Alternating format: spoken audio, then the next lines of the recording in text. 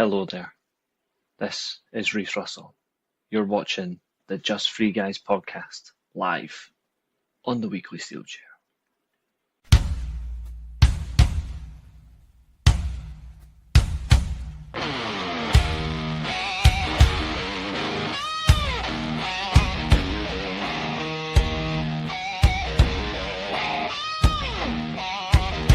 Just three.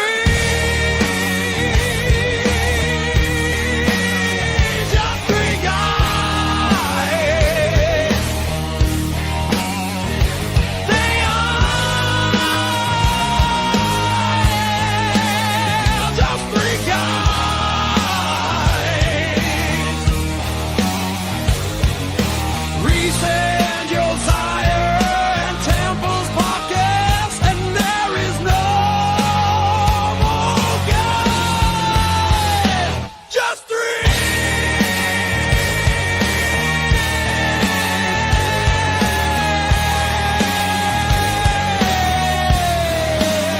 Just three guys. Go.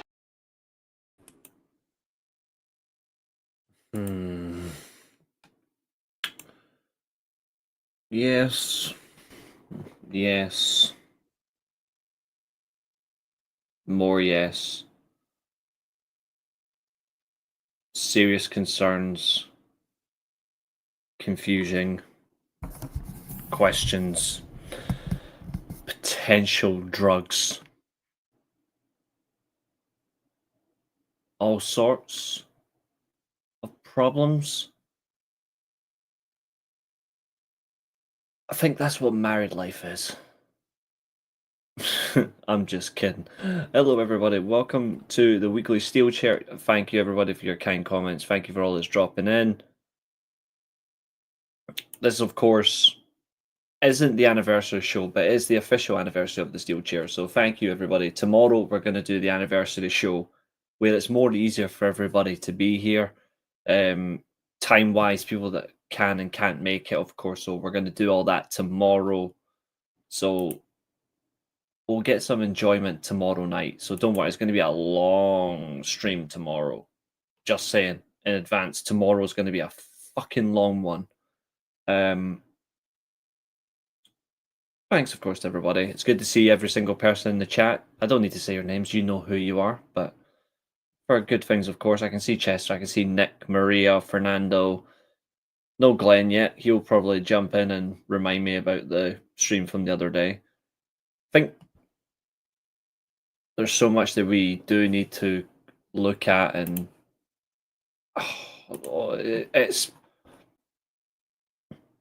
no, because I can at least grow a proper beard. His was glued on. I'm going to say it in the nicest way possible. This has been a very difficult week to watch wrestling. Like, if we're being really honest, it's been a week where, honestly, I have been...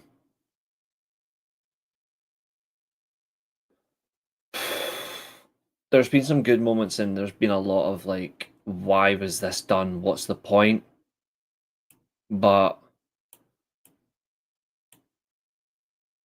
if we're being honest, like, I'm going to say it truthfully, the worst show this week was TNA. And this song will save me. You know Reece has got ya.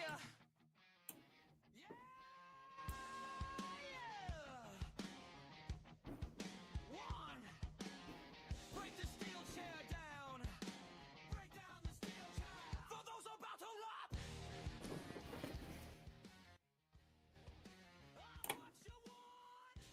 Forget the break the walls down. Break the steel chair down. I really enjoyed this week. Had its lows, but I really enjoyed this week with AEW and WWE. Reasonable. You can thank Temple for this one. Yeah, it was. And it, of course, it led to JD from New York crying, but always funny. We certainly try. Speaking of which, let's see. What am I looking for? This one.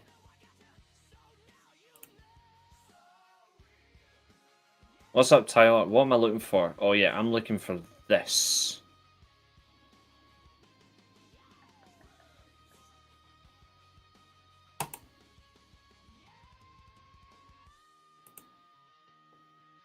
Sit amongst my designer glory from a year ago.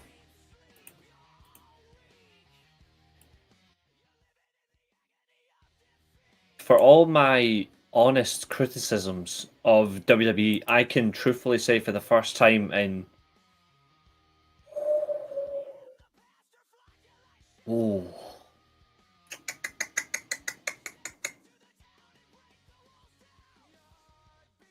the first time since maybe 2018, WWE did not have a worse show than TNA.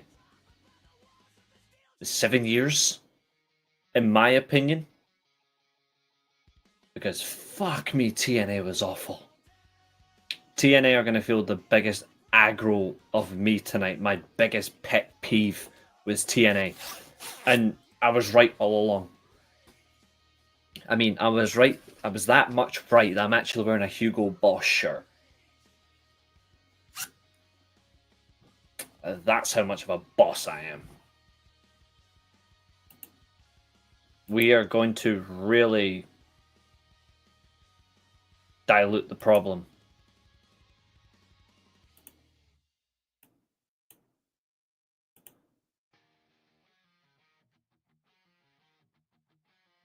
Honestly, mate, for quite a while, TNA were doing fine. Like, they were managing, but with this week alone, it's been dreadful. Like, I'm close. I want Rich Holland to not go anywhere near New Japan. He can go to MLW or something like that. Yeah, that's because of the Anthem and all that. They have really screwed the pooch. I actually worry for... I'm now at the point now where I'm ready to say I'm done. You know, like, I'm at that point where I'm ready to walk away from TNA. Because I can't do this anymore. Like, you know when you feel strongly about something and you feel passionate about something and you want the best for it? My passion for TNA is dying. Like, it's really, really dying, and I agree with this. They brutally made the show. Yes, it's WCW all over again. It's WCW on a even more wild scale because it's a long-term company, whereas WCW's legacy as a TV show anyway, like Monday, Thursday, weekly, it was only 6 years. If TNA goes under the WWE microscope, you lose lots of lineage and respect. That's what Scott D'Amore tried to do, but they didn't want to sell to him. They didn't want to sell to him because he didn't want to be tied to one promotion as a partnership. He wanted to do what he's doing with Maple Leaf. He wants to work with all the promotions across the world and in North America, and he wants to build a strong foundation, but Anthem are like, no, you're sacked, and then fired him. And it's funny that they got rid of his favourite at the same time. Well, one of his favourites, I should say. You want to see how bad TNA actually is under the WWE NXT partnership? Do you know that there is one former TNA World Champion that was not used at all on TNA television with any of the NXT wrestlers? Just one. Anyone want to guess who that was?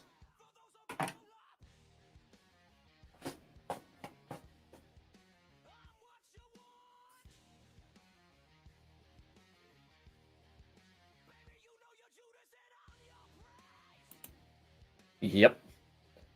and people said that Joe Hendry wasn't going to go. I had TNA fans telling me, no, he won't go. I'm like, yous are delusional. Nah, Joe Hendry was on TNA television during all of this. There's one former champion who was not at all. And he's arguably one of the most important champions they had.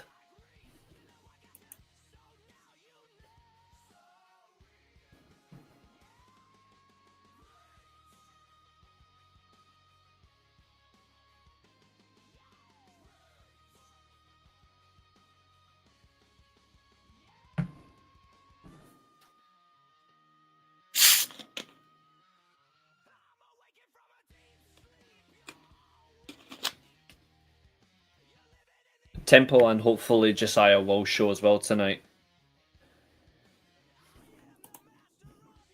He doesn't really. He doesn't. The problem is he shouldn't have won it now. He should have won it like maybe 3 years ago. I think he's earned it. And I believe Kazarian has earned the right to be a TNA World Champion. I will never defend that. I will never argue against that. He's earned that right. But they've got it so badly wrong. Like, they've got it really badly wrong in terms of timeline. And there's more than that to come, trust me. If anyone wants to know what champion I was talking about, yeah, I agree with that. Like, he's lost it.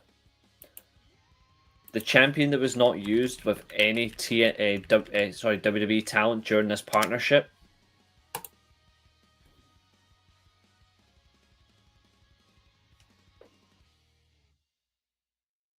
not once.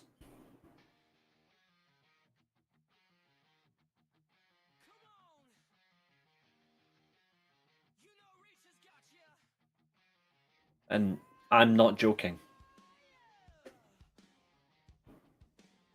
Which is an indictment of why he never went to WWE.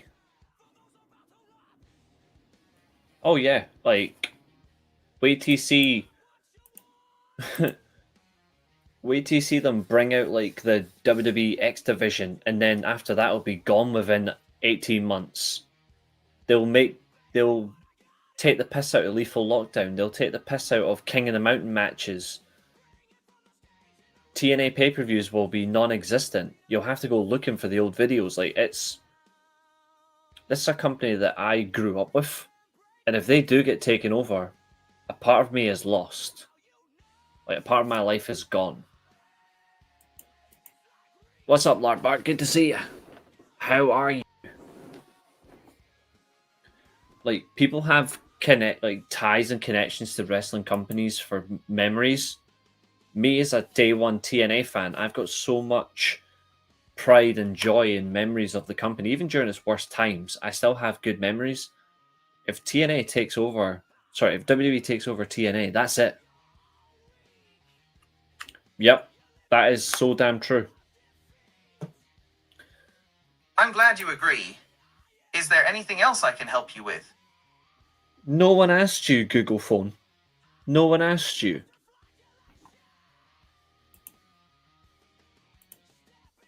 It hurts because let's run through it. Let's run through this logically. AJ Styles, Christopher Daniels, Samoa Joe, Amazing Red, Jay Lethal, Kurt Angle, Abyss, RVD, the Machine Guns, Austin Aries, unfortunately, Frankie Kazarian, Douglas Williams,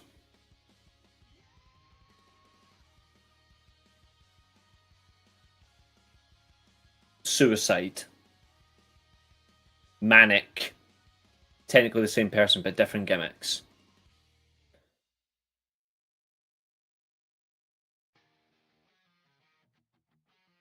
Zima Ion.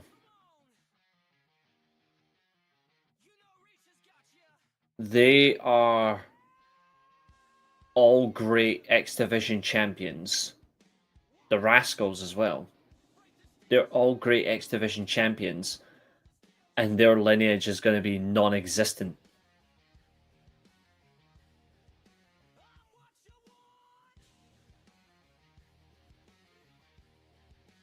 It's completely non-existent now. Is it true the fallen angel Christopher Daniels was supposed to be the higher power instead of Vince McMahon?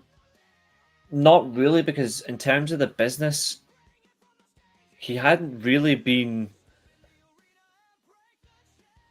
He wasn't as known in terms of that gimmick. It was like much later he became that gimmick in full. So he was never really vision for that. I don't think anybody would have gotten that gimmick except for Vince anyway.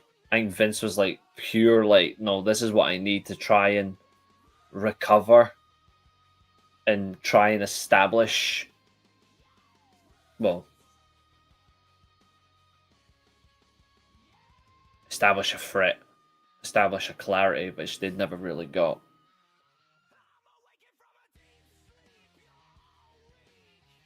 So I say all those X Division champions, but you look at the World Championship as well, the Tag Team Championships,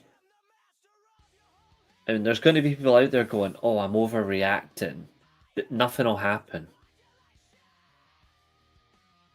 No, it will happen, because look at what WWE do to those companies.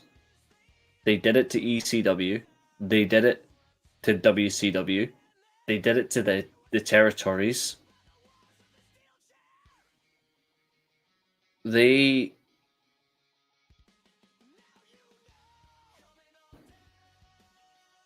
If they truly, and to be fair, they're doing it for AAA as well. If WWE truly cared about the wrestling business, they wouldn't take over these companies. They wouldn't take over. But they don't care. They just want to amalgamate everything to stop them from being themselves, being quote unquote self-reliant and independent. They are. This might get me in trouble, but I'll say it with honesty. WWE is the cancer to professional wrestling, and the only way you can get rid of it is if you cure it.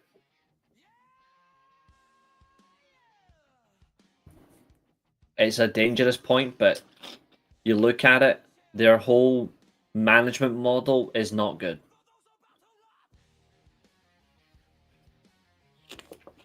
Their approach to professional wrestling and their fans, well, fans as a whole, isn't effective enough. And if that were to change for the better, then we can see light at the end of the tunnel, but we won't. That's the law of the jungle they've created. They've made it hard for people to enjoy themselves. What's up, Zodiac?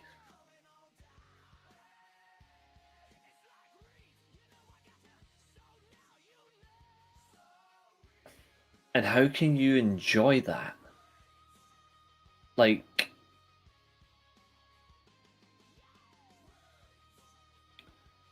a partnership is meant to be for everyone's benefit, not your own.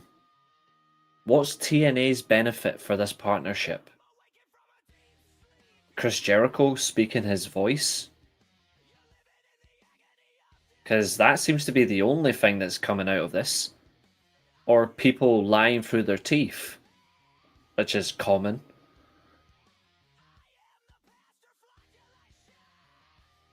I don't know why he would have been the choice when his gimmick was not as established in '99. It's strange. I wouldn't have minded it though, because he always just looks like that. He's cool. But Maria, to be honest, I agree with you with what you said earlier on. If it does eventually happen, I won't be watching it anymore. I'll be done. There'll be no, like, I'll be done reviewing them. I'll be done previewing them, because what's the point? Like, there's turning points on tonight. I don't want to watch it. Like, I won't watch it because of this weekend. Well, I suppose the only thing we can do is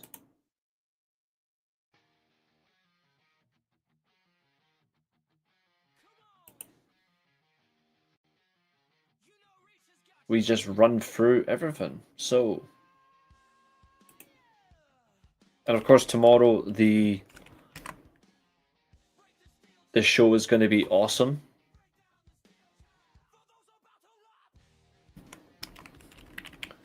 Tomorrow, of course, you're going to get the anniversary show at its best.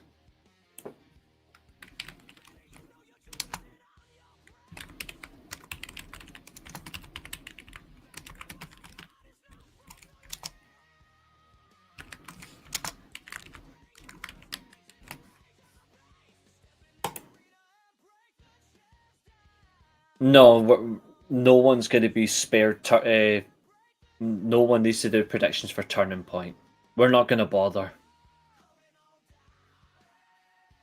Oh yeah, it was creepy. Classic Vince.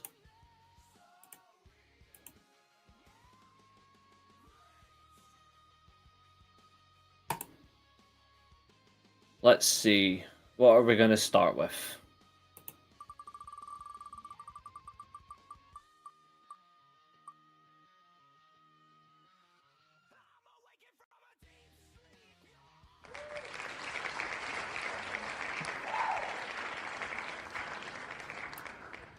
Okay then, looks like we're starting with Blood and Guts. And I do have some issues with Blood and Guts, I won't lie. But it's not the matches, it's some of the events. Yeah, Ministry Taker was cool, but some of the stories were terrible.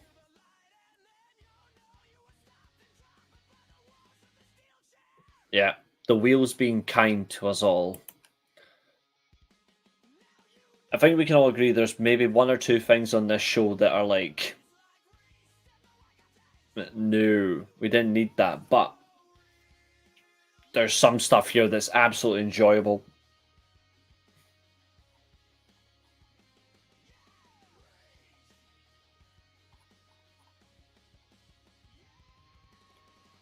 Now, of course, Blood and Guts doesn't have a lot of matches, because obviously it's two big matches, the Fatal 4-Way, and one weird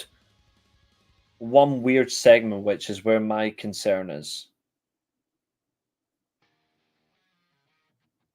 But at least it's tied into Full Gear for next week, so we actually do get some importance.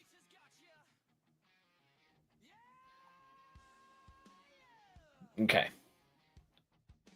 I really enjoyed the matches. I just didn't like one thing. Oh yeah, he is. He is. My issue with Blood and Guts was Darby's utilization. It's fair. It was weird. Okay, so I think so. I don't know if you can keep him in the main event though. That's the only thing. It's not his fault.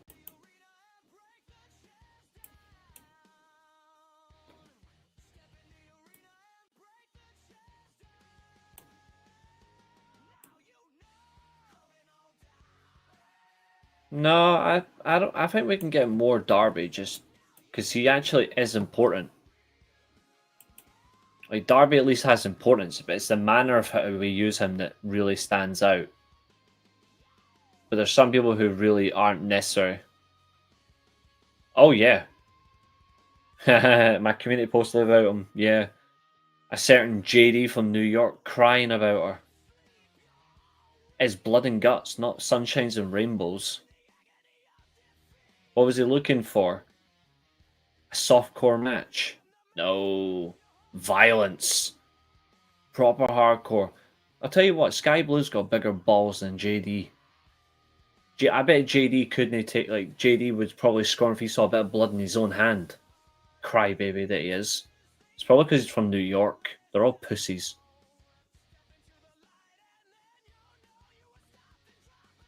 Yeah, orange. Okay, so juicy douche.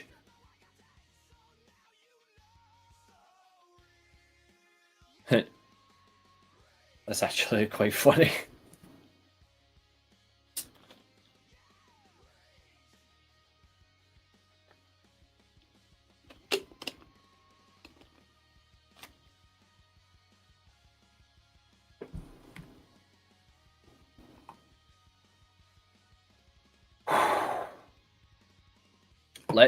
Let's get through it. So, Blood and Guts, the event did begin with the women.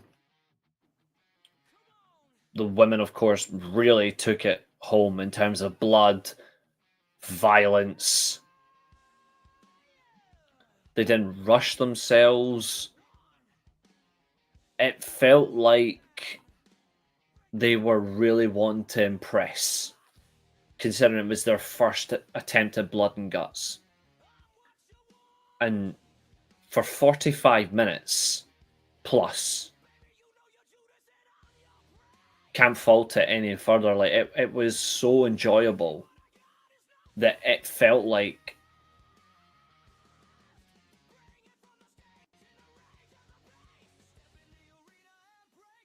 how many viewers did this stream start with? What, tonight?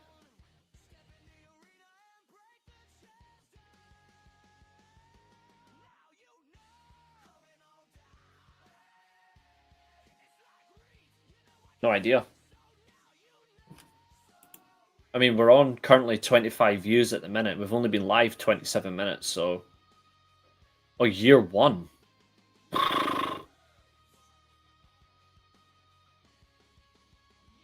I don't know, maybe 10?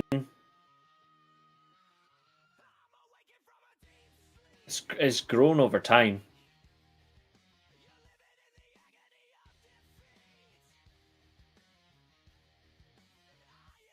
In a way, yeah, but I did predict the women were going to win anyway. And I actually did predict that it'd be Toni Storm that would either submit or quit. I was shocked that they actually went through with it. But I was actually kind of glad that they still followed through with that as well. That was the right choice.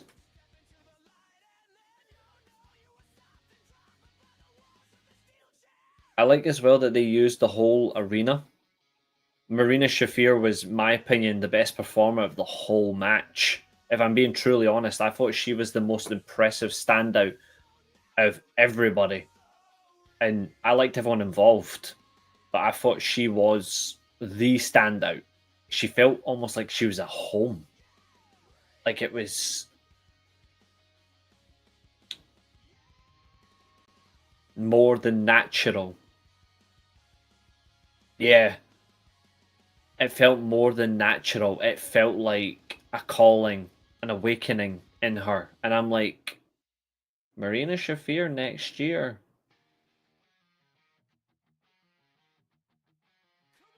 You know, bit of gold. I can see it. I think she's earned it. I think she could well and truly win something. And I hope she does, because she needs to be rewarded.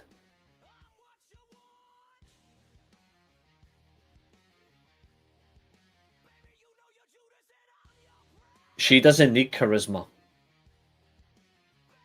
She doesn't need charisma at all. She has something else. Well, she has a different type of charisma, not the way that you would expect it. Like, charisma doesn't need to be a colourful personality. You could be charismatic in a mysterious way. She's mysterious. And she's twisted. She is Norman Bates with an MMA background. It's so enjoyable. Yeah, I think so. And I think Toni Storm is going to turn heel. And I actually hope she does.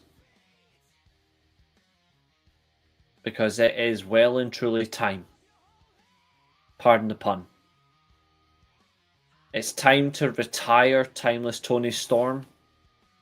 And it's time to become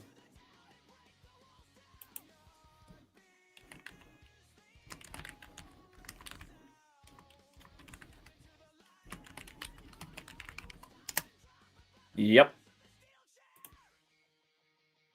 It's time to turn heel. It's time to become tortured Tony Storm. That surrender will be her plateau. And it's actually a good thing. Like, if you look at her character, it's magnificent.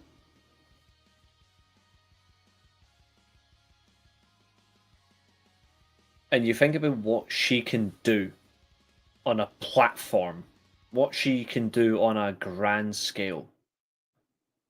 She's won the championship twice under the timeless name.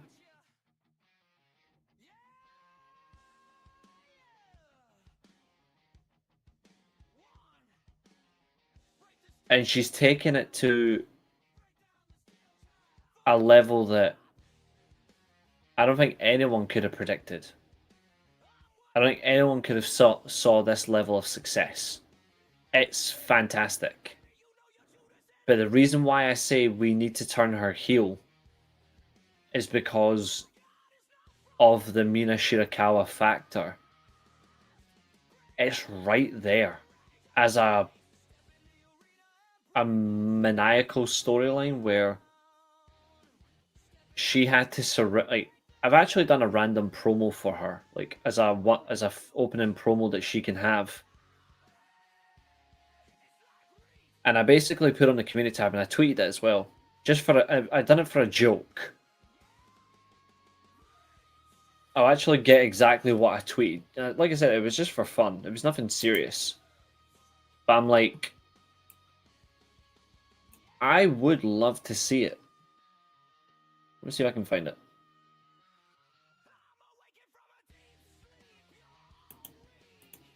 Let me see if I can find it.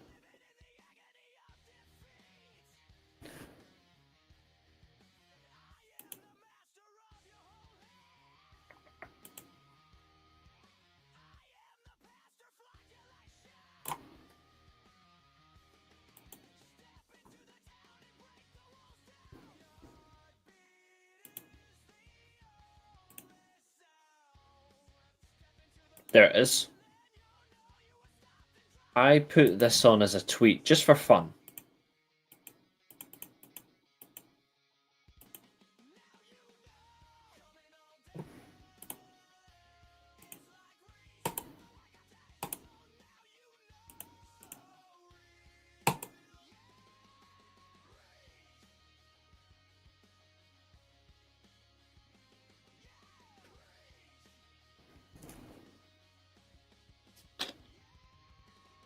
Yep, that was expected, and you know why, Catherine.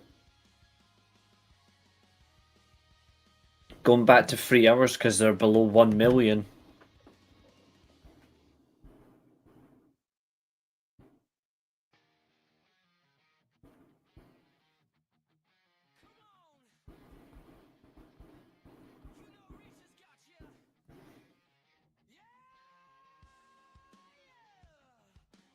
Honestly, if I ever heard a promo like this, I would honestly burst out laughing.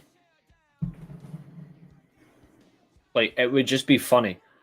I stood by and watched as this feminine doll got her arse beat. And I took a bullet, but she didn't shoot for me. It would be absolute top tier because it fits with the timeless Tony Storm words, but because she's tortured that she's lost everything, it would be great. It's an identity crisis. And it's the identity crisis that she doesn't know what she is. She doesn't know where she's going. What better way than she turns on the person that means to her? Like, Mina Shirakawa would not sacrifice herself.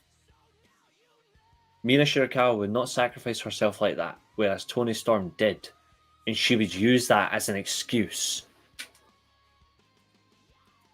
So Toni surrenders in the cage after 45 minutes, and you're thinking, what can she do with this? It would be incredible. And I'm here for it.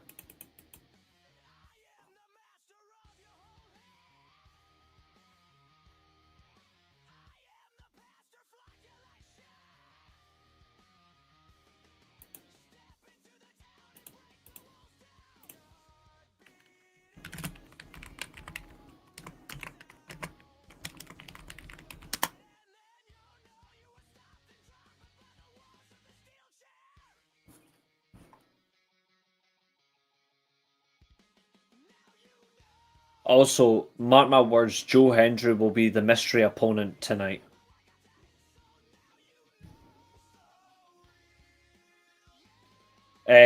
Well, it's actually, I was going to say WrestleVotes, but it's Fightful Votes. They posted it 8 minutes ago, January 2nd, 2026. So the first show of 2026 will be 3 hours SmackDown.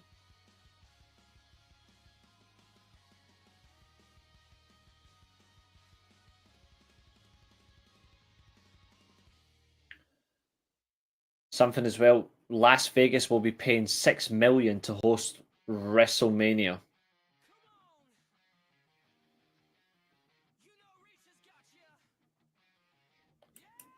It's so funny that Catherine's just brought up, and I done the same thing. Yeah, the whole week it's going to cost them $6 million. Torture Toni Storm is what I'm after. I think it would be top notch. Rancorous Reece Russell, what the fuck? I'm rebellious.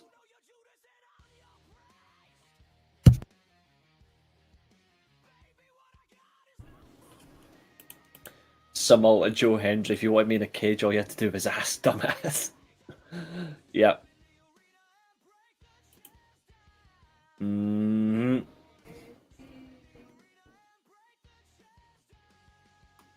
We'll be coming on to that when we slate TNA even more, but let's get through Blood and Guts first. So,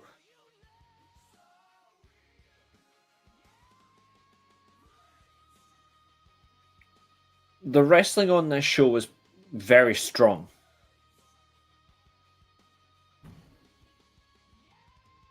I don't blame him. He got shafted.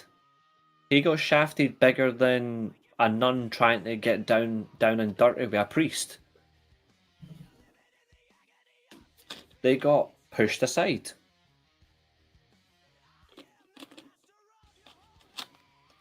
It was horrible. One thing I really did like, and here's something that people need to look at in the sharpest way. Shout out to Mercedes Moné. Like, I'm actually going to say this. Like, people can stop moaning now. Shout out to Mercedes Moné. Because what she did in Blood and Guts was genius. This woman's got so many championships. So she's like, you, and you. Belts for weapons inside the match was perfectly done. You get to see them being utilized. You get to see them being effective. You get to see them trying different things. Sky Blue was brilliant in the match. The only one I felt like was a little bit, if I'm being honest, and I'm being honest here, when you look at the match, I think maybe only one person struggled to fit in at first. Yeah, I thought it was amazing, Maria. I loved it.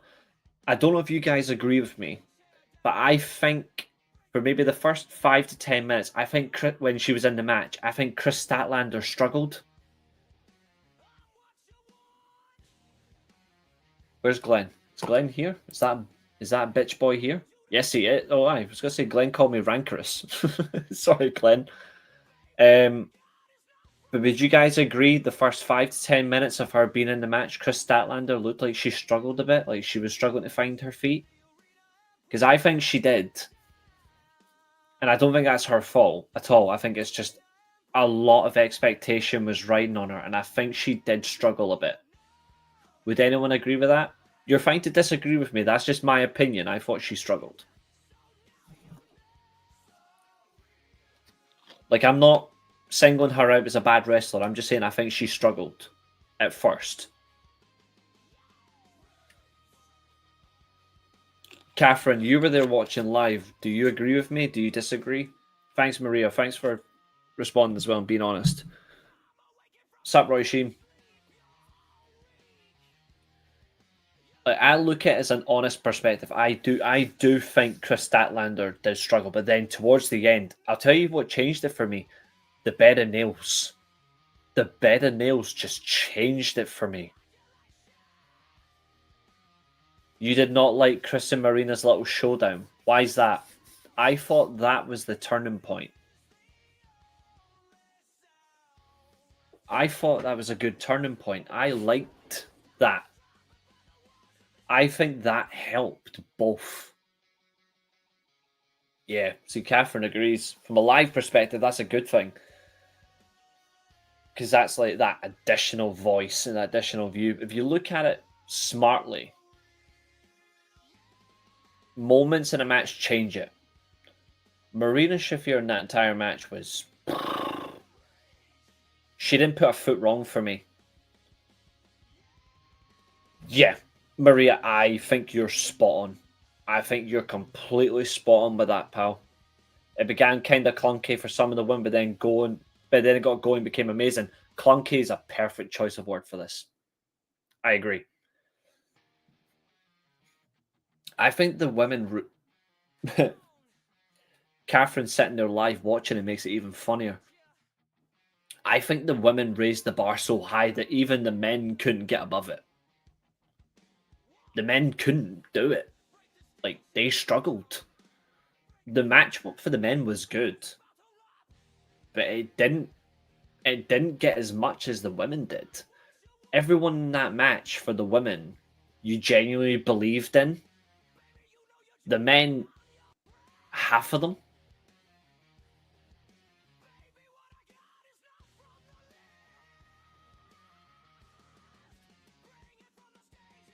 Like,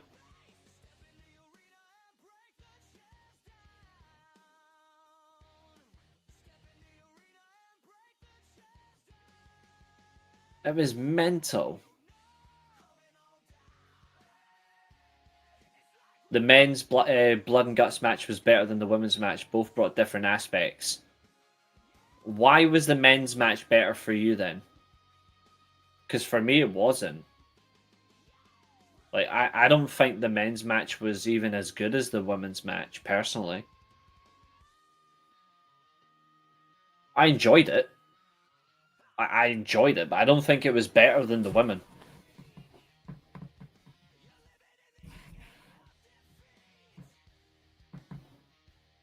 I think she is trying too hard. But I can see why she's trying too hard. She barely gets opportunities to wrestle. So she has to deliver. I think everything that she does is perfect.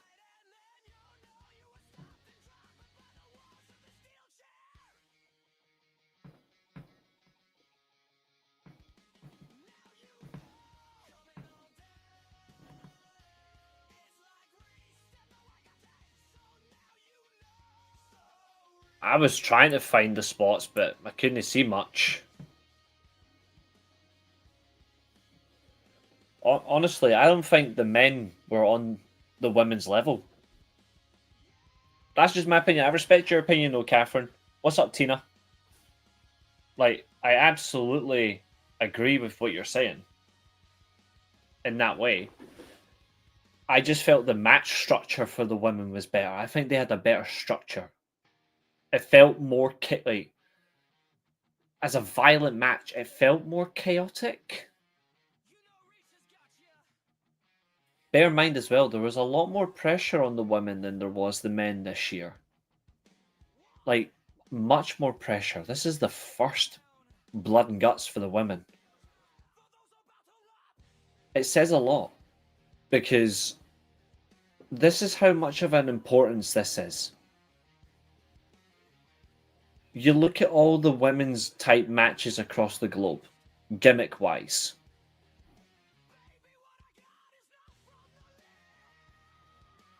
The women...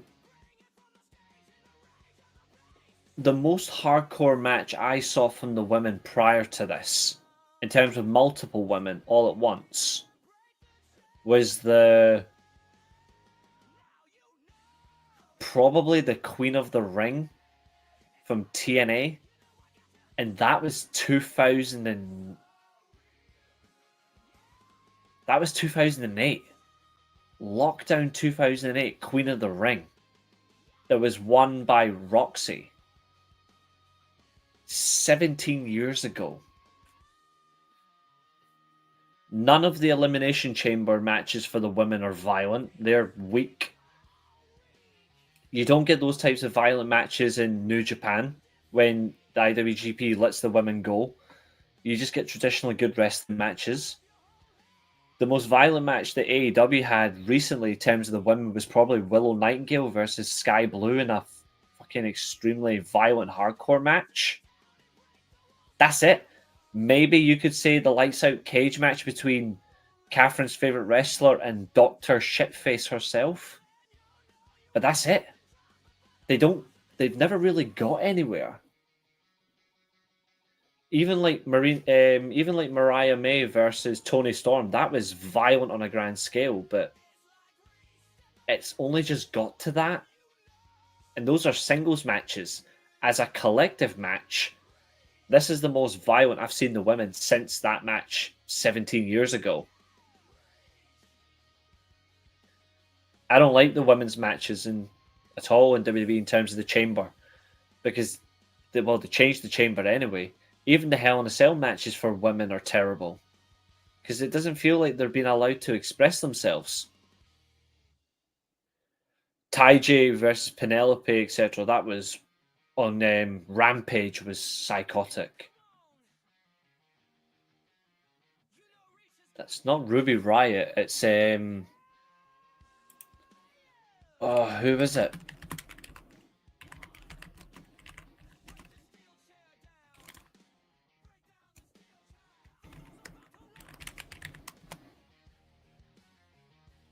Bunny. The brutal bloody street fight, Ty versus Bunny and Penelope Ford. 4 years ago. It was psycho. We barely see her anymore as well, which is a shame. That was the same episode where FTR went up against the Lucha Bros.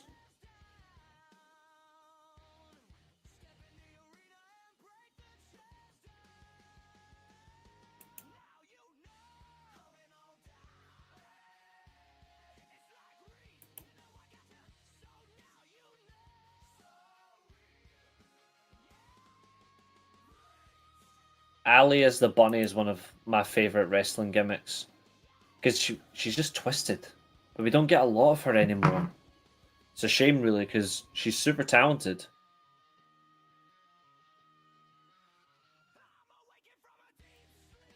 Yeah, they're getting slated tonight.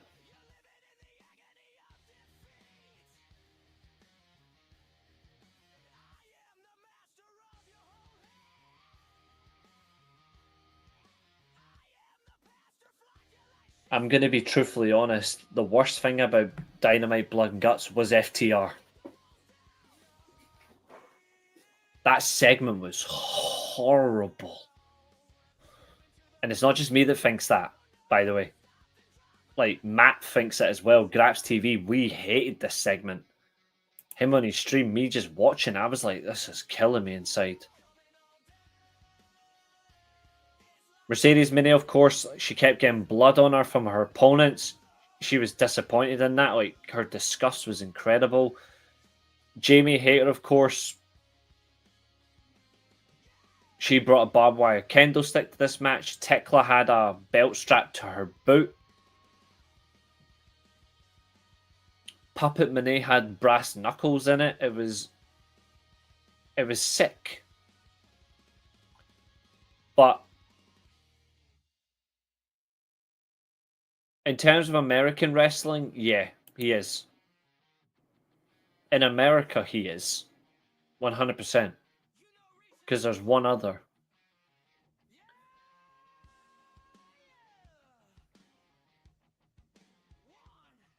But I love how this also elevated this, and I say it nicely because people actually need to use the words correctly.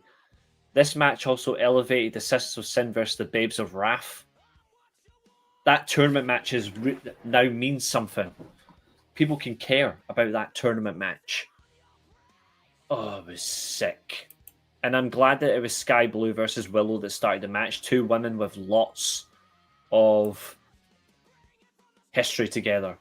Like, proper history. That's what matters. But, of course, the match does end with Toni Storm surrendering for Mina. Lovesick moment. That's why I would turn her heel. Because it'll hurt her more later when it comes back to haunt her.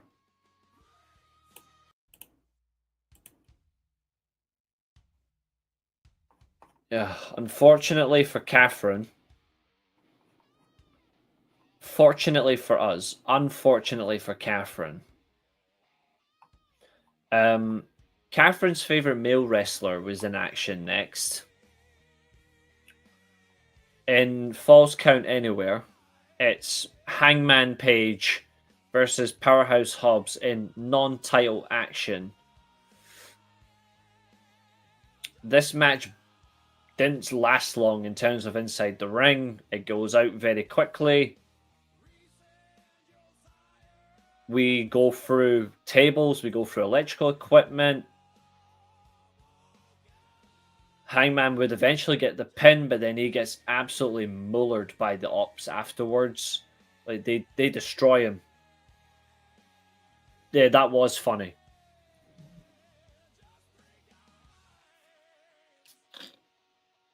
It was. I enjoyed it.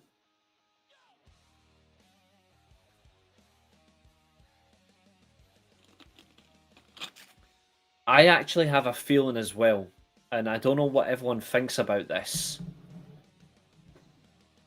First of all, that spinebuster in the crowd, that was well done. That spinebuster was good. But at the very end, when we got the confirmation, Full Gear is going to be Samoa Joe versus Hangman Adam Page, as we know, the rematch. Now it's inside a steel cage.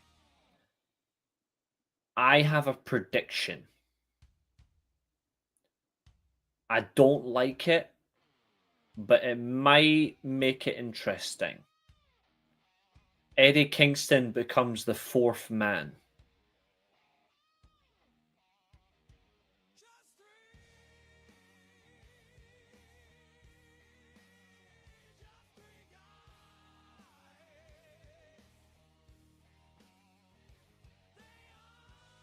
I know I said that out loud, but I'm serious. I think Eddie Kingston turns heel at Full Gear and joins the Ops.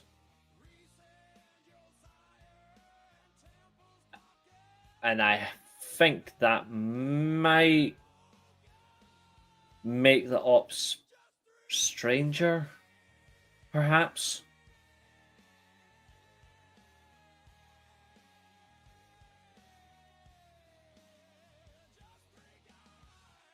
And the reason why I feel like that is just the way that he was with Hook and Hangman inside the cage.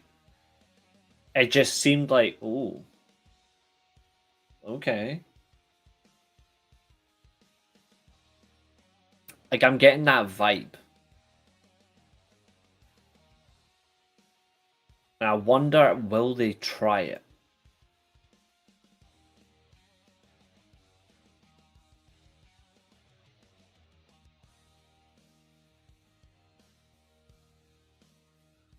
What do you all think?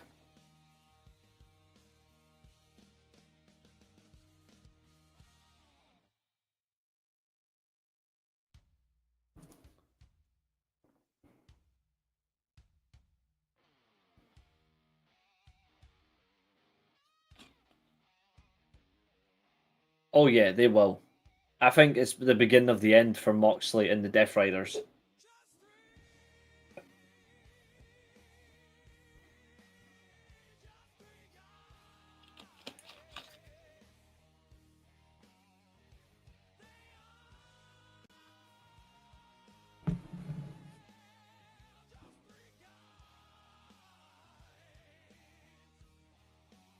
And that's what I thought. I did say that I think Moxley would be the one to quit as well.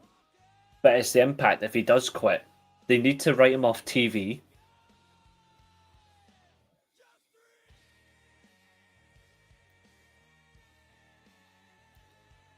They need to write him off TV. He needs a break. Marina Shafir needs to take over the Death Riders.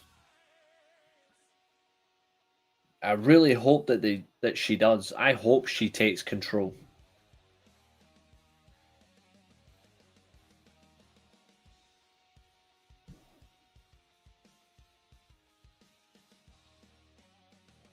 Like, I think it's actually monumental if she does. Then I heard someone talking about Eddie Kingston as a way to turn Moxley back as a face.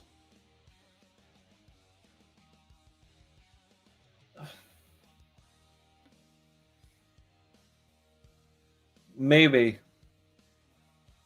I don't know if I want to see John Moxley as a babyface again.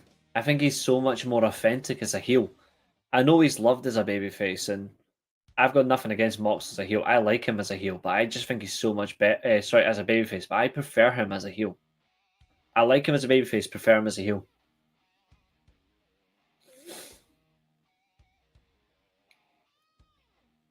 Although this week, the biggest AEW heel turn is someone that we will need to talk about shortly, and he's not even wrestling at the minute. You probably know who that is.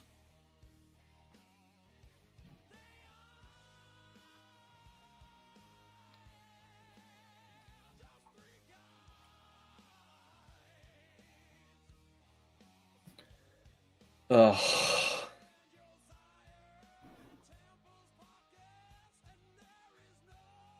Okay, let's get through the pain and the suffering. Oh, a 2.5 hour show, but Stokely Hathaway makes it feel like a 10-hour show because he's so boring. Ricky Steamboat is in the ring with Tony Schiavone. Good to see them talking together, just catching up and enjoying themselves. Steamboat was never one of the best on the mic, but when he did speak and it resonated strongly, it worked. Yeah, absolutely, Lark Bark. But Steamboat really did struggle in this segment. It doesn't help that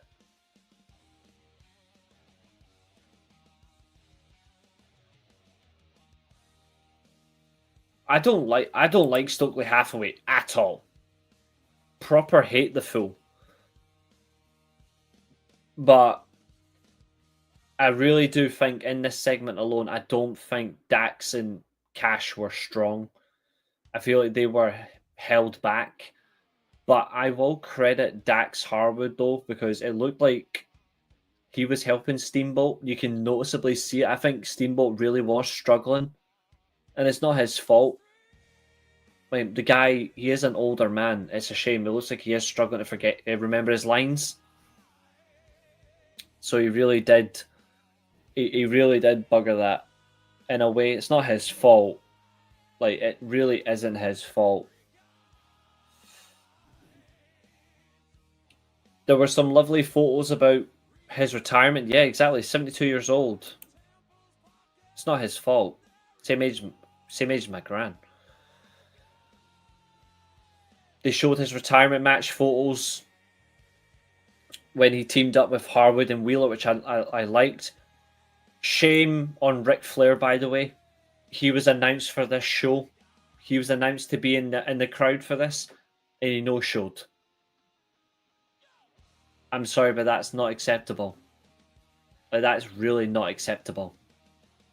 Yeah, he should never have been put in that position. This segment went on far too long. They should have had this done in 5 minutes, and then they should have got to the Don Callis family with Jurassic Express and the Bucks. They let them all. They let themselves down. I'm not going to blame Steamboat. I'm blaming show production. I'm blaming the creative team. I'm blaming the producers, and I'm blaming FTR for just stalling this. I thought Brodito did really well to get involved. I liked that. He was not in the crowd though. Like, he was not in the crowd. He was. What I'm saying is, he was brought at the start, but he wasn't actually in the crowd. He was meant to be in the crowd for this segment. That's what I'm saying. It's not that he was not there. It's he was supposed to be in the crowd for that segment, which is a shame. They wanted him to be on screen. That's what they wanted to do. They wanted him to be on screen, but never happened. Oh yeah, his promos weren't great. He had some really good ones though, but that's because the 80s suited him better. But as a wrestler, second to none. Incredible. But that, if I'm being honest, the women's match, if I'm rating out of 10, 10 out of 10. This segment, just because Steamboat gets to stand there, Steamboat not talking, 10 out of 10. You add in everyone else, it goes from 10 to 3. It was crap.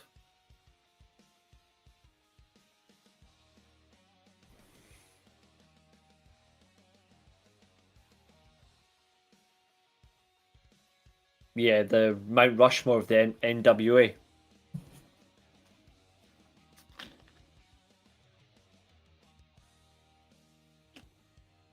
Yeah, I love that. That's what you want to see.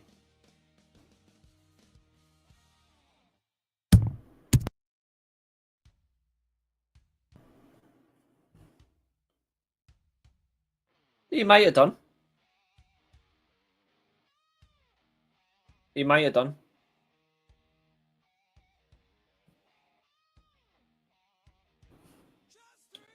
The men's Blood and Guts match had a lot of interest. I mean, Gabe Kidd was there. You had attacks on Mark Briscoe before the match started, which stopped him from going into the match.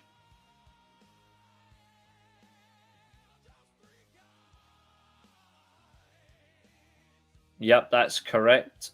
And the title, don't worry, we'll come on the title swap. Well, depends on when the Wheel of Names decides, but we will come to that. Don't you worry. It just depends on the wheel. The wheel decides.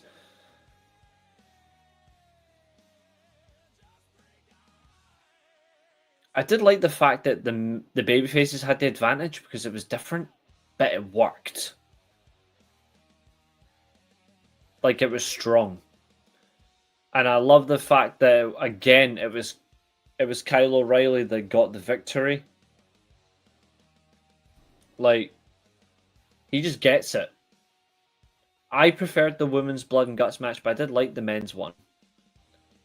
Unfortunately, Mark Briscoe getting injured didn't help, but at least he was protected by the likes of Gabe Kidd, protecting his injury. Moxley, for the third time, has been defeated in the worst way. It's all over for him. Yes, they wanted to showcase themselves. It was phenomenal. It felt like a classic back in the day War Games. We were treated, you know, like we were treated. Just give us more.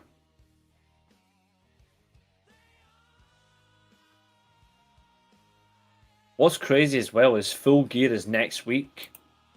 Full Gear's got a lot to do to match this or be better. And that's a pay-per-view. A pay-per-view against a TV special is crazy. I think Marina Shafir's going to organize the turn. I think they're going to do it. Not sure when, but it's got to happen soon. I think Blood and Guts was actually the best show of the year.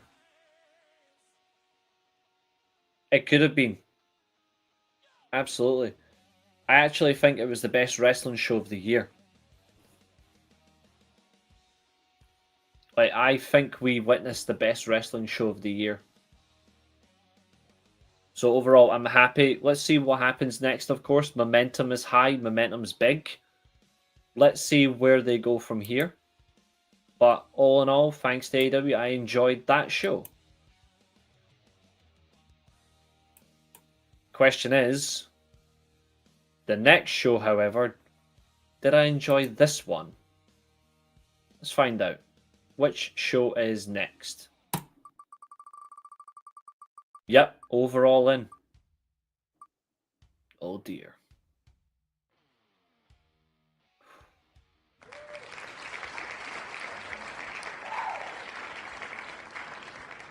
Oh dear. Oh dear.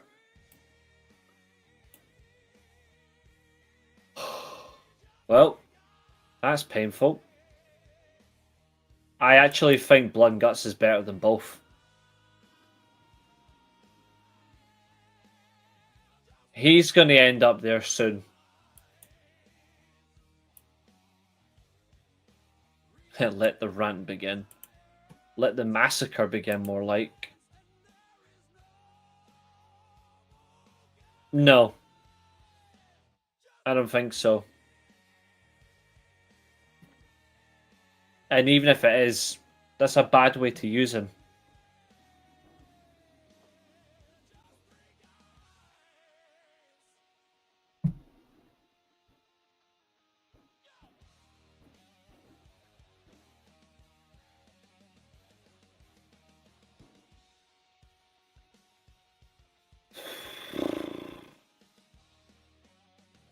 Total narcotics analysis. I'm even going to put it on screen.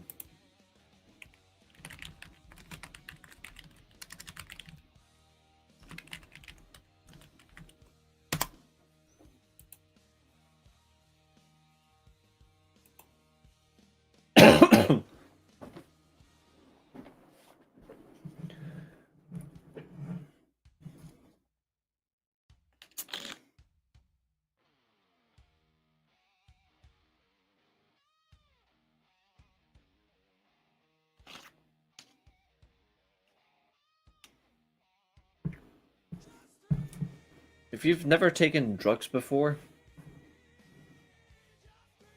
then whoever, actually I do know, the booker of the TNA show last night is the best person to hook you up. Legitimately, they will hook you up.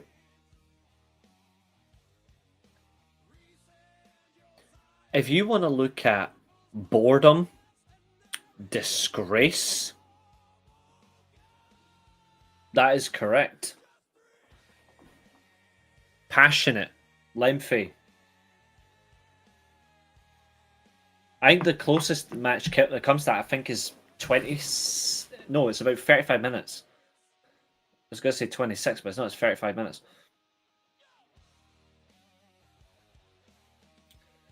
But as I say, pain, suffering, temptation, enduring, horrible creative, disgusting promos, horrible wrestling, shitty NXT talent, a championship that means nothing, a women's division, knockouts division that may as well be on their knees, if you know what I mean. a tag team division that's close to dead. The flagship division is going to be murdered by NXT again very soon.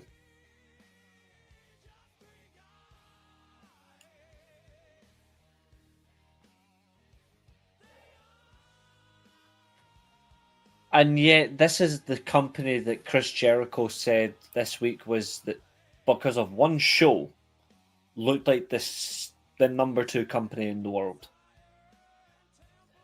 Chris, with all the respect in the world I have for you, drugs are bad. Okay? Drugs are bad, okay?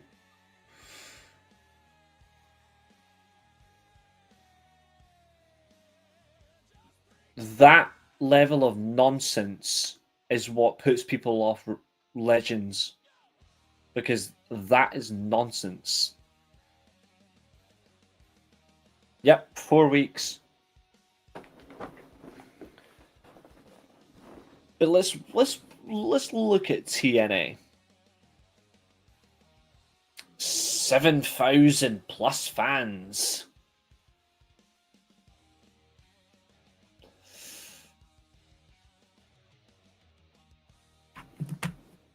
One moment, please. I'm just getting a phone call.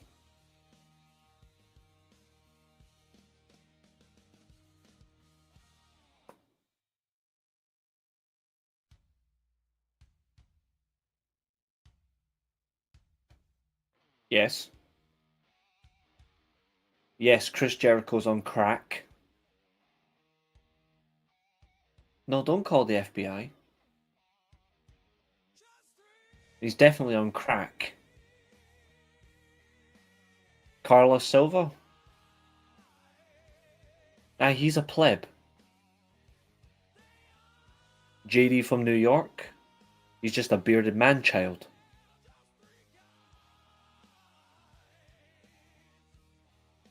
Yeah, I'll check. That was my sanity. He wanted my phone back. That is incredible insanity.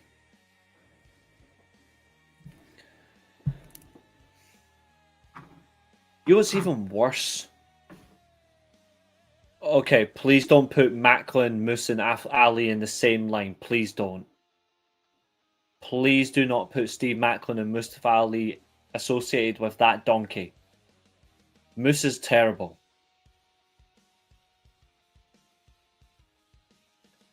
You look at the best talent the TNA has. Leon Slater, Macklin, Ali. You've got Nick Nemeth at his best. You've got the Northern Armory, like the tag team. And now you've just sucked them all in and ruined them. What's even worse is Jericho is a fair man, right? Everyone knows that. When it comes to wrestling point of views, Jericho's a fair man.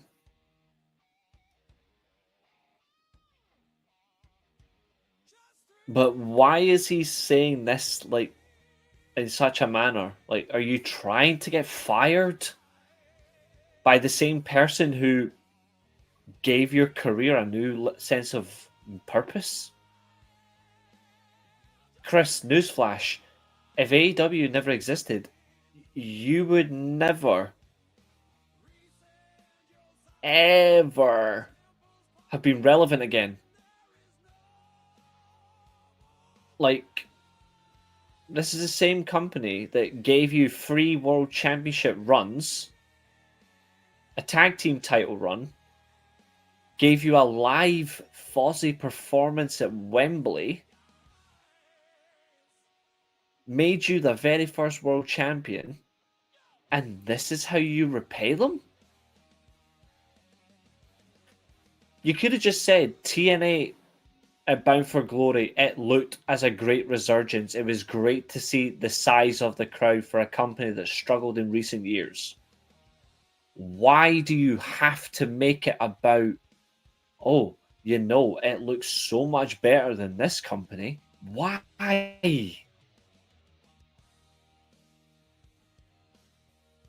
Like, this is the sort of thing that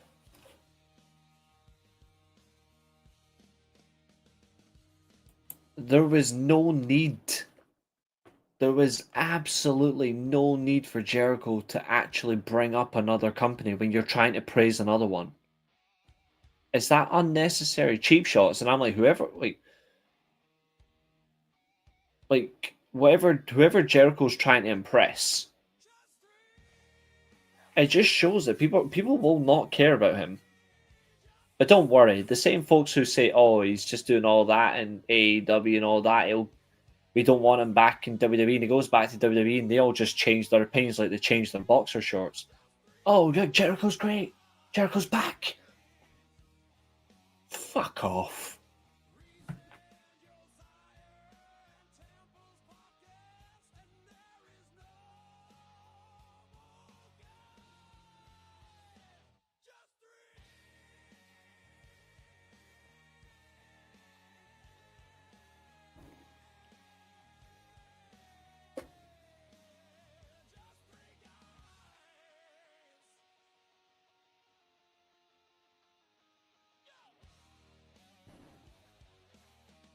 No, I don't blame you.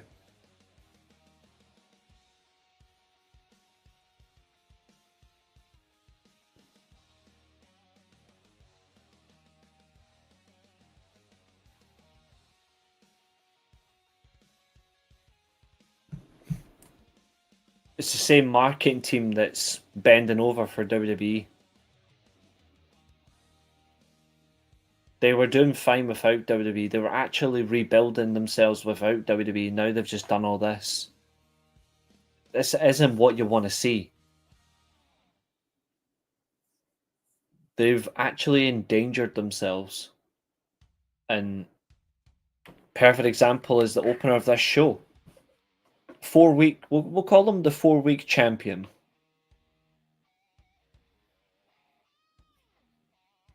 That's because that's what he is. We'll call Mr. 4 Weeks himself, Santana, starts this show. I feel bad for him. This is TNA's first show in a month as well. They've had no shows in a month. That's even worse, by the way.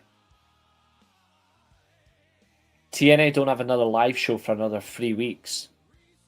But anyway, this is his first appearance on the show. They're not even new fans. They're just NXT fans brought in just to try and raise up the stuff when NXT fans don't care. They don't care. WWE fans were shitting on TNA 15 years ago.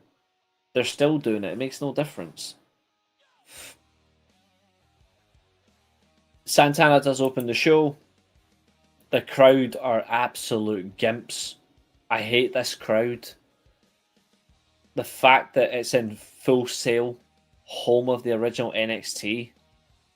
No, he's not there. He's not there at all. He hasn't turned up. This show is in Full Sail in Orlando. The fact that they gave TNA had a month off is embarrassing. I don't care what anyone says. No wrestling company deserves that. No. He gets chance of you whooped that trick and you deserve it. Yeah, he should have won the title at Slammiversary. You know, the more legitimate, accurate big crowd.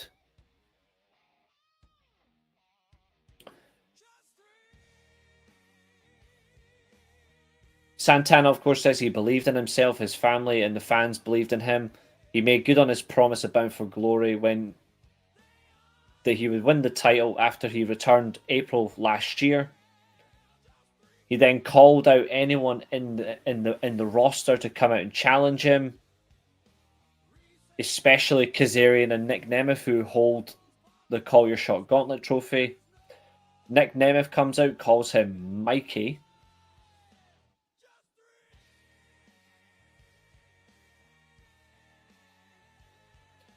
He, of course, says that Ryan says that Nick's going to take the title faster than he can say Orlando sucks. Yeah, sure. A match was then made for these two later in the show, which was horrible. Kalani Jordan is going to defend her Knockouts title against Heather by Elegance. Again, scum versus scum.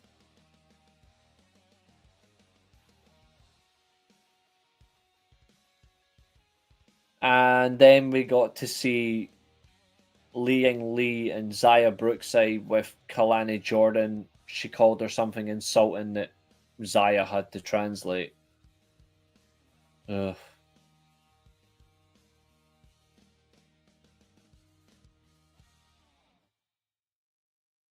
Obviously, the disgusting thing is, in a month's time, there will be a showdown show for NXT and TNA. Again, crap.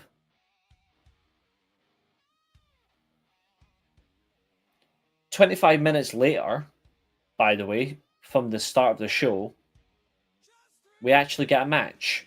Danny Luna versus Indy Hartwell, which is the only good match on the show. Because it's actually two women that can wrestle. Maybe they should learn. You know, get back to what matters. Good to see you, Stu. How are you? This match ends in a DQ victory for Danny Luna because Indy goes absolutely nuts, whacks her with a steel chair. I like what they're doing with these two at least. Like, I like Danny Luna, I like Indy Hartwell, even though Indy should be the champion. This should be a championship match. I really liked what we got from this. Tonight, obviously, turning point, there is a rematch, and it's a no disqualification match. This should be reasonably okay, I think. And then, of course, Eric Young's outside preaching about the cleanse and how the truth is coming. Well, if the truth is that he's retiring soon, that would be perfect. Indy does deserve better, and I hope she is the champion. She should have won the title at Bound for Glory, but hey ho. We get the system out in the ring. Johnny Dango Curtis, or to WWE fans with less intelligence, Fandango. He's confirmed that at Genesis, the first TNA pay-per-view of 2026, he's going to retire. But they will find a new member for him. We then get an interruption from the Rascals, who confirm they will have a fourth member of their team for an 8-man tag tomorrow night being tonight. So there is an 8-man tag for these lot. TNA injury report: Elijah, he's healthy for his concert. Who cares? Alicia Edwards, clear for competition. Leon Slater, no injuries. What a waste. And Santana's also healthy and cleared. Yeah, to not show up. Don't blame him. Mustafa Ali and the rest of Order 4 show up. Oh, it's definitely going to be Wesley. And he's not even that worth it anymore. The Rascals are just being used in the worst way, which is not right. They deserve better.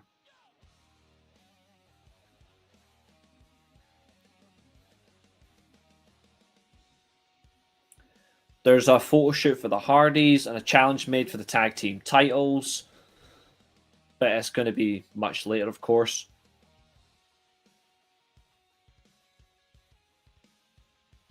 For some reason, AJ Francis chokeslammed a YouTuber through a table, which was BDE. Again, somebody that myself and Temple absolutely hate. That match is tonight as well. At Turning Point, again, YouTubers wrestling on TV annoys me. And we have an X Division title match tonight as well. Rich Swann versus Leon Slater. Why? Jason Hotch with Order 4 versus Cedric Alexander is also on this card as well. This match is horrible. It ends with the lumbar check, but don't watch. This match is 3.5 minutes of your time that you just don't want to get rid of.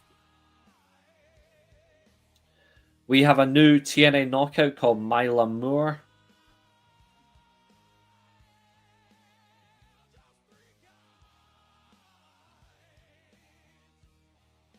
This was crap until the very end.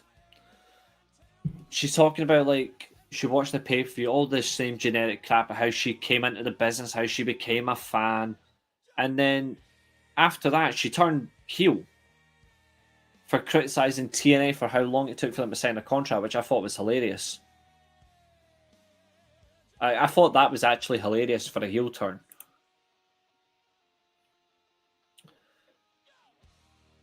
Heather by Elegance versus Kalani Jordan. Crap. 9 minutes. Terrible finish. Honestly, get rid of these pricks. And we have a triple threat tag team title match announced for Turning Point as well. The Inspiration versus Tessa Blanchard and Victoria Crapface. And Xia Brookside and Li Ying Li. Again, fucking crap. Absolute crap. Elijah's here for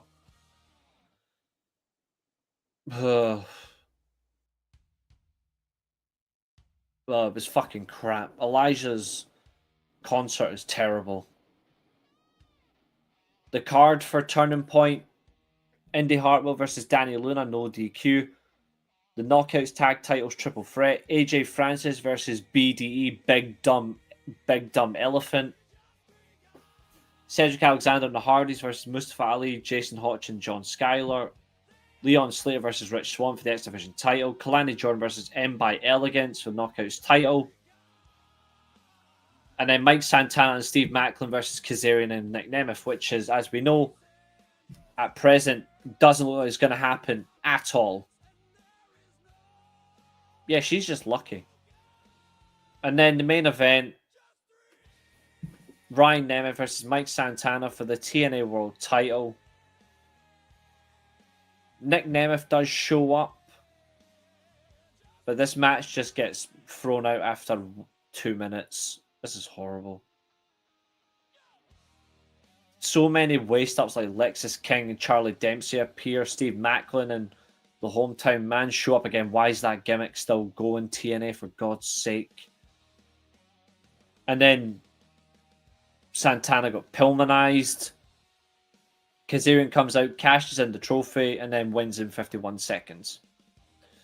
Cheap finishes. Horror show. 0 out of 10.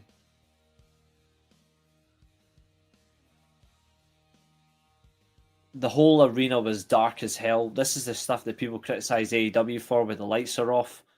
This was terrible. This is the worst wrestling show of 2025.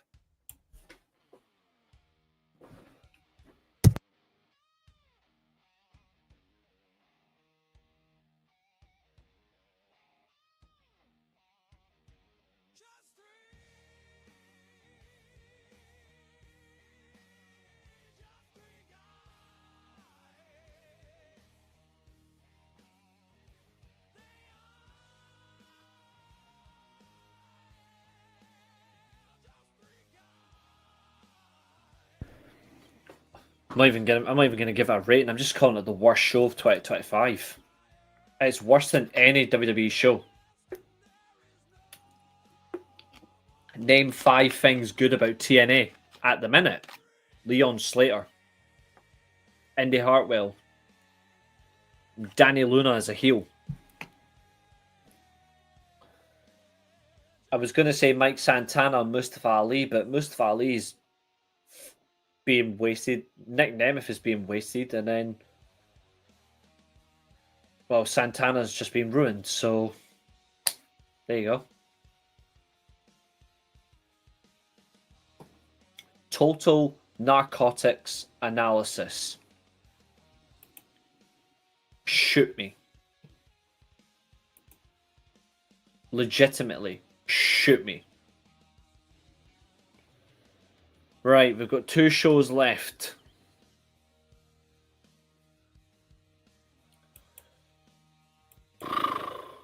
God, I'm hanging by a thread.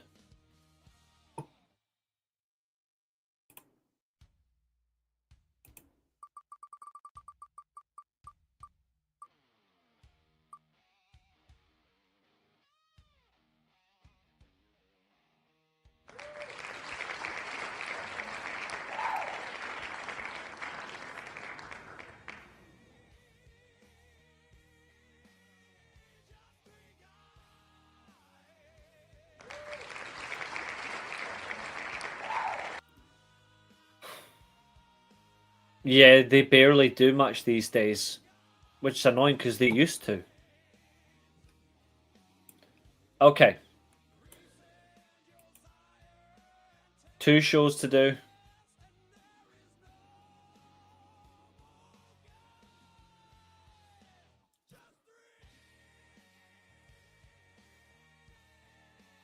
Oh, good God Almighty.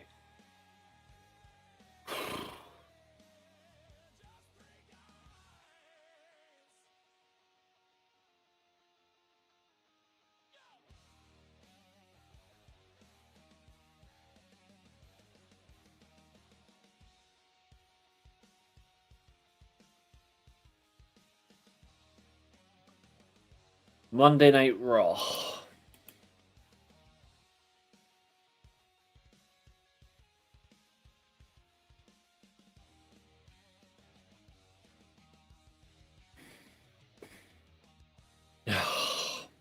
Okay.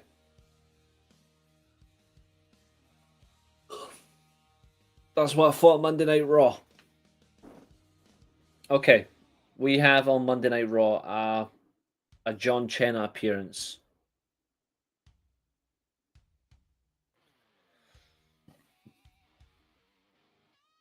Oh, you like Frat House?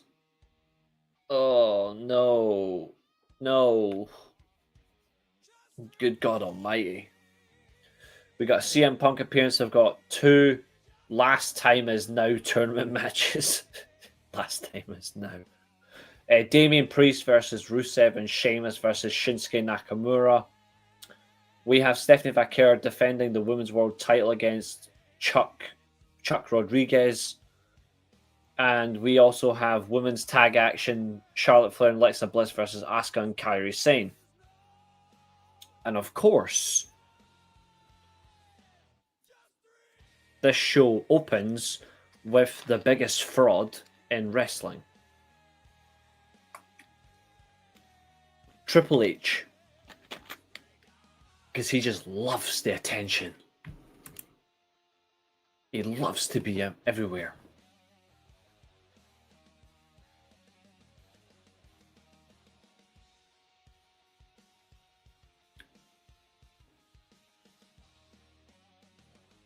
Absolutely horrible segment.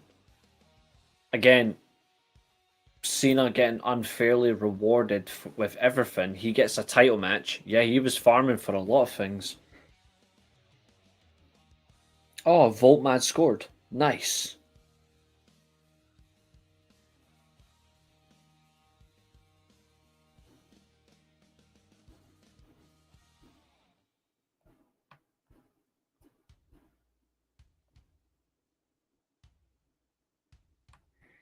He's so good, that Voltmad. Cena confirmed that his final appearance on that Saturday night's main event, December 13th, which is a month away, will feature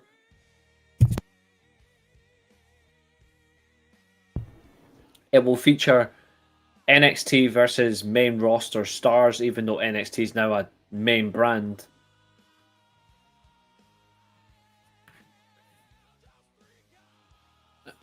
Before Dominic Mysterio comes, actually, I'm going to give him a new name. He's now Dominic Fury.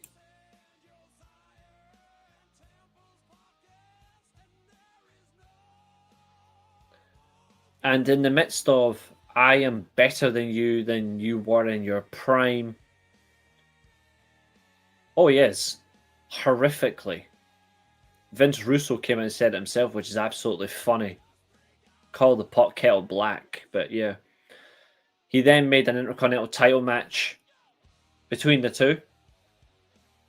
This was then done on the spot. And Cena would then proceed to ruin Dominic Mysterio, win the, I don't know what title it is now, that's all I'm saying. He would then proceed to become a champion, become the Grand Slam. I can't remember what title it is now because I don't know which one it is. If you see what I mean by this title now. Because I'm going to say this now. of all people never wants to deserve this championship, it's Cena. He should never have been allowed to win it. Especially when it's going to be such a transitional short title reign that means nothing.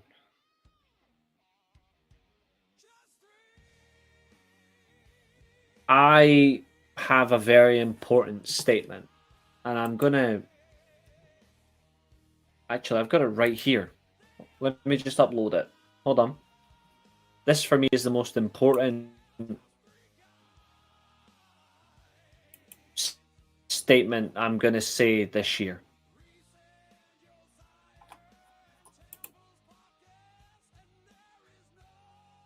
I, I, I don't think I can say it any better than what I'm about to say.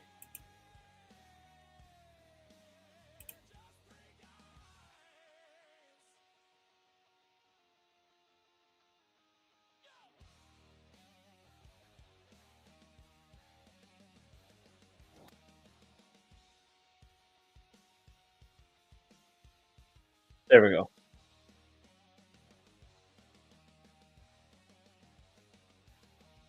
This is just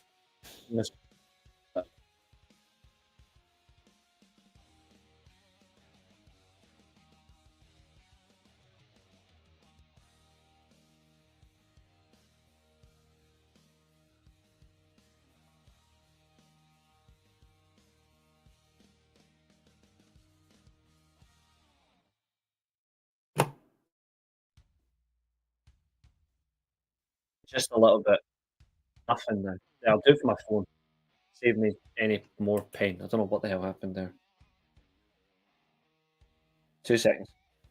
Reece and Josiah Temple's podcast, and there is no more just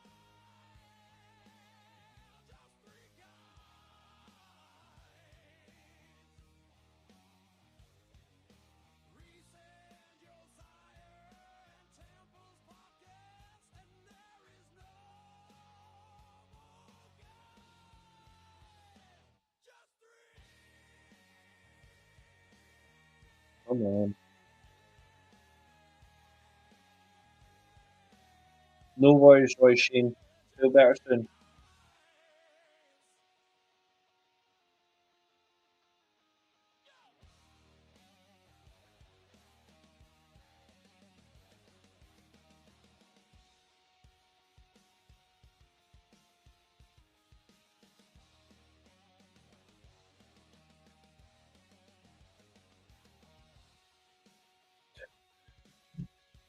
Of course, it dies now.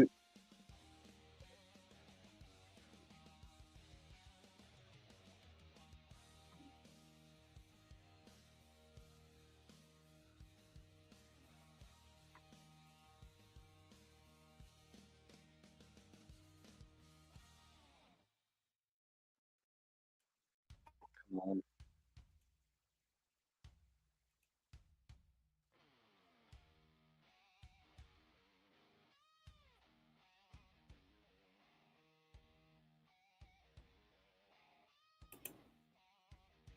Just three. Just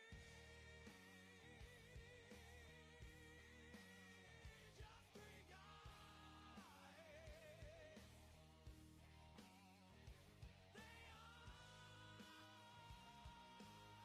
Oh, yes, doing this.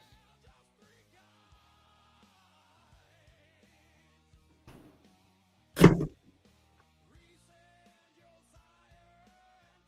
Temple's podcast, and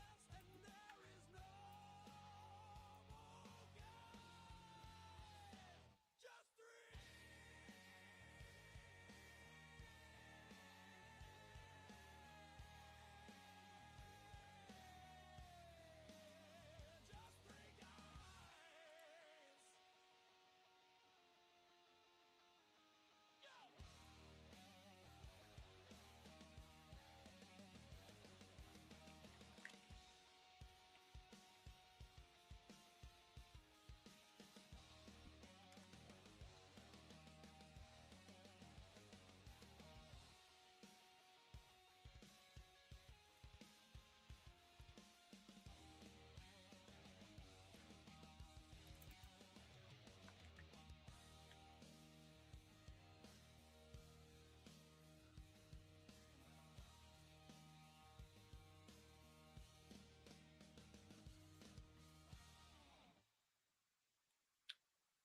I might get in trouble for this.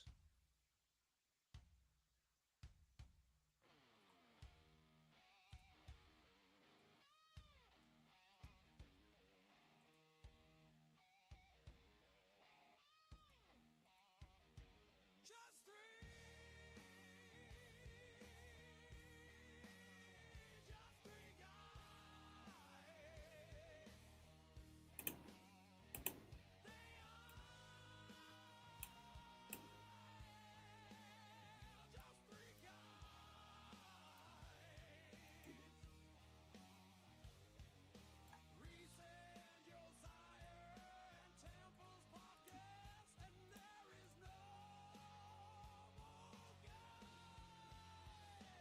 just three.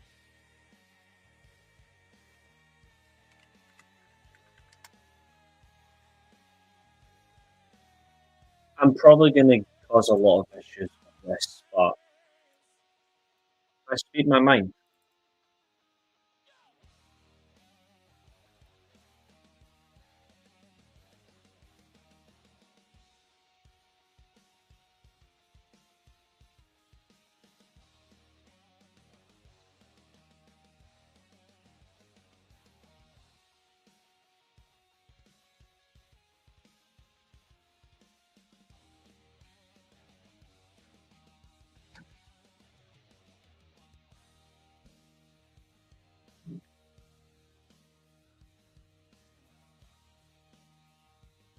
Oh, it's dead to me now.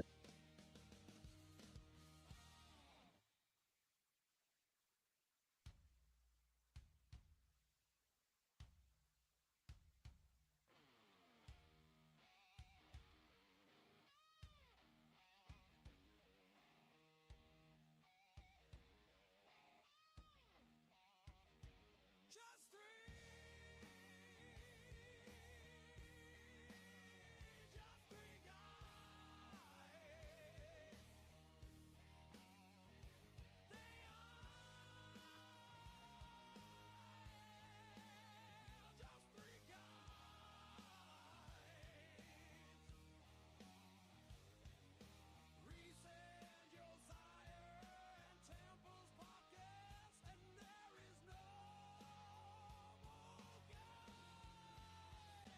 just three.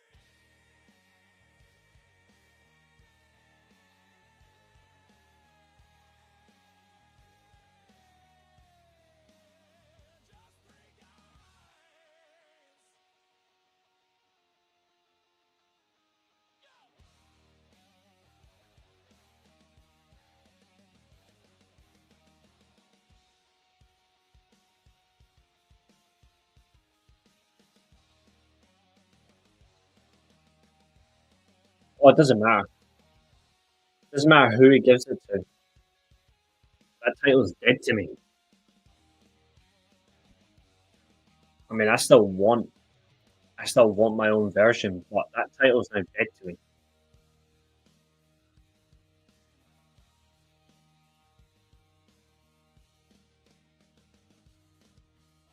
It's just so bad. This any way they can just to give them something is ridiculous.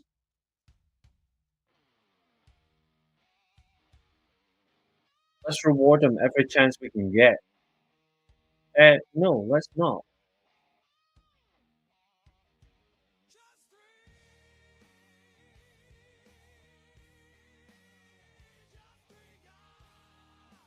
Rusev would win this match as well with the Machka kick.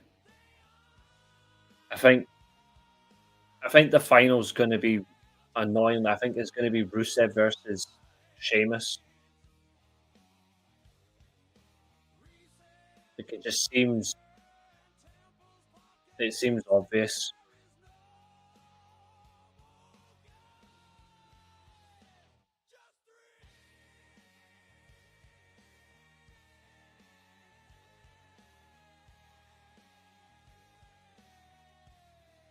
CM Punk, of course, gets in the ring. He talks about how Logan Paul betrayed him. Sheamus doesn't deserve the IC title. That's the only thing. If Sheamus wins the IC title, then WWE again aren't learning. That's another thing. They're not learning.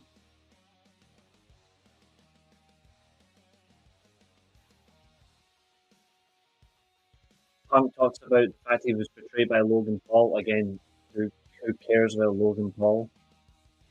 There was a 3-on-1 beatdown. DUI Uso makes a save, and then, of course, because he can't help himself, because he's not meant to be on this show, but he's the biggest loser walking this earth. Cody Rhodes shows up and saves him again. Thanks to that, WWE has now permanently ruined Survivor Series. Well, that's the end of Survivor Series, at least. Women's action, Women's World Championship. Stephanie Vaquer defends against Chuck Rodriguez. That's true. We didn't get a Vision main event, which is safe. A little bit more control from anyone else, which is Chuck Rodriguez. She gets more control in this match. After the victory from the spiral tap, there's an attack from a variety of wrestlers on Vaquer. But Nikki Bella then gets in the ring, hits the title, and just knocks her out again. Who isn't surprised that was going to happen? No one. Again, Nikki Bella in 2025. Why?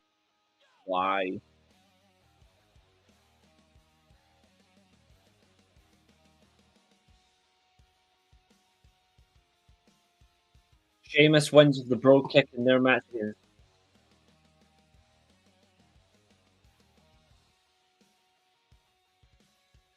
So we know what's going to happen, obviously. But Sheamus did defeat Nakamura in no time at all with the bro kick. He's advanced in the tournament. Oh yeah, he's now finished. LA Knight is done.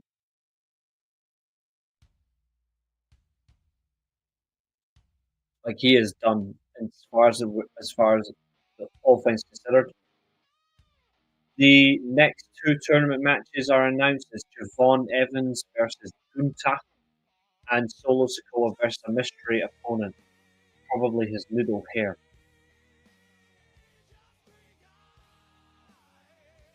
And then in the main event, women's tag team title action.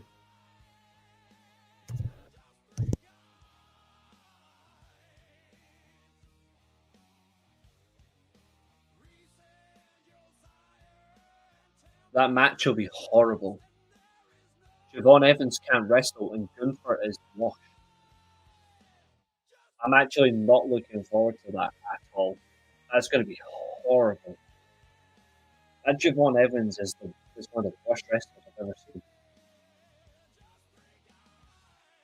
He's got no charisma. He can't wrestle. He can't cut a promo. He's so crap. No surprise, he's from NXT.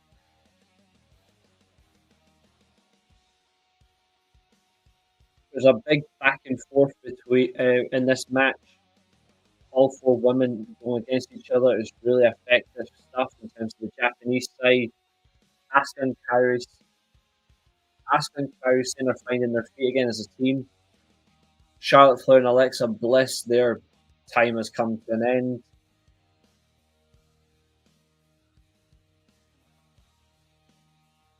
There's lots of interference. Nia Jax and Lash Legend, they get involved.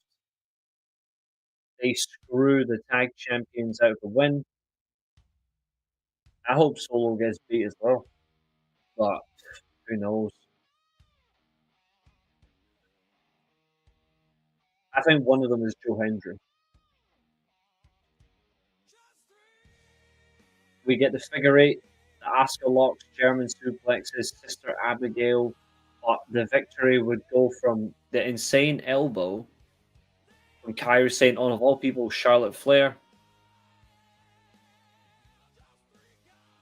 That's what WWE does to me.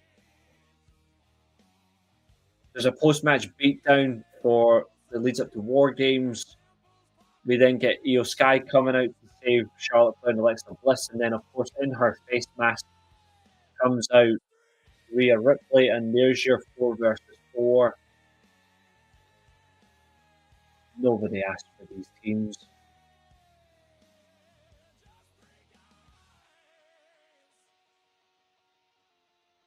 Honestly, WWE they can just get lost. And Ring of Honor, simply Ring of Honor right now, it's only good for Lance Archer. Lee Moriarty versus Willie Mack was actually quite decent as a one-on-one match. I really enjoyed it. Moriarty's next opponent is going to be Commander. I quite like that. That's going to be his next title opponent. But I can't even enjoy them right now because the women's pure tournament is again on the back burner. What is the point? And Athena and Billy Starks, and they weren't even in the opening match. They were second behind some really weak TV. Actually, they were third. Sorry. This show was Ring of Honor was just as bad. Their show structure's fallen off a cliff. But mind you, it wasn't worse than TNA, so that's saying something.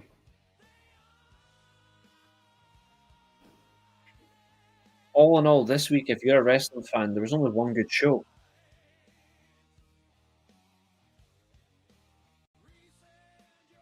Like in true, honest fashion, there was only one good show. Yeah, they did. Thank God the World Tag League starts next week. Thank God that next week is the night of the Purge for the special show that Evo and House of Torture are going to put on. Full Gear is next weekend. We get some enjoyment in wrestling. But Jesus Christ, we're screwed. I do have one. Yeah, I think it's going to be really interesting. I do have a fun announcement for everybody.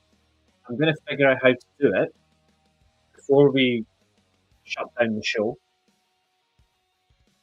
I just want to say that I've revamped my schedule. So I thought, what are the best days? So Friday to Tuesday, I'm going to stream. Wednesday, Thursday, I will take off because I'm doing things for my health that are good. So Friday, Saturday, Sunday, Monday, Tuesday, we will stream. Wednesday, Thursday, off days. I spoke to Josiah, I spoke to Temple earlier on. They want to try something as a group.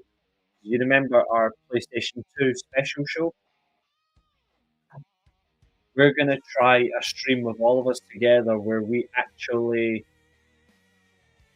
do GM mode together on one of the classic WWE games. So we're going to try that together as a triple threat, like GM mode together. So stay tuned for that. We will be back again tomorrow. Tomorrow is the big one. Tomorrow is our anniversary show. We will have games.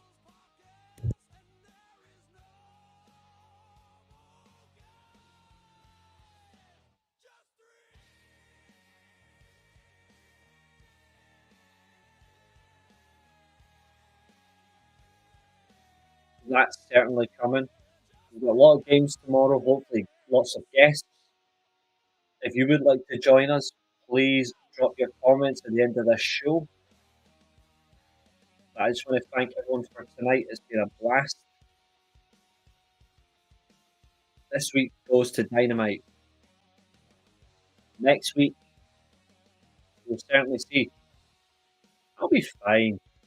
It's just been a long week. It's been a long week. I'm okay though. But, ladies and gentlemen, I am going to depart for the evening. I am going to wrap up the rest of our. I'm going to get the rest of the stuff for tomorrow sorted, and then we will see you tomorrow. We've got a long one ahead. So, as I bid you all good night, I just want to say thank you for 4 years of being with us. You guys have been great, and here's to many more. So, thank you, and fuck 3 hours of SmackDown, because that's not helpful. But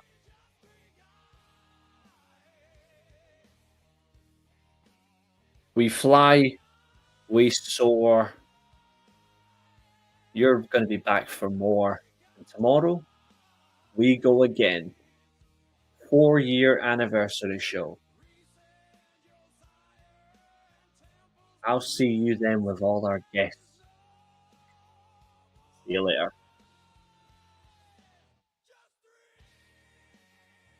And today, our time comes to an end. This has been another exciting stream. Thank you very much for watching. And also, remember, if you get cracked over the head with a steel chair, you're not going to get concussion. You're just going to come back here. Goodbye.